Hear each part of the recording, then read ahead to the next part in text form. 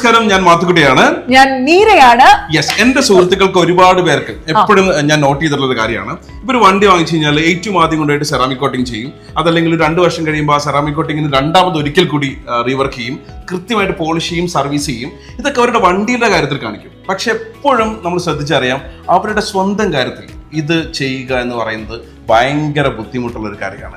അവനവനെ കുറച്ചുകൂടി പ്രസന്റബിൾ ആക്കാൻ, അവനവനെ കുറച്ചുകൂടി അടിപൊളിയാക്കാനായിട്ട് ഒരു ശ്രമം നടത്താൻ നിങ്ങൾക്ക് ആഗ്രഹമുണ്ടോ? അല്ലെങ്കിൽ അങ്ങനെ എപ്പോഴെങ്കിലൊക്കെ ഇത് നമുക്കൊന്ന് ചെയ്യണം എന്ന് തോന്നിയിട്ടുണ്ടോ? അങ്ങനെയാണെങ്കിൽ നിങ്ങൾക്ക് ഇതാ ഒരു സന്തോഷ വാർത്ത. തീർച്ചയായിട്ടും, കാരണം first impression is the best impression എന്നാണ്.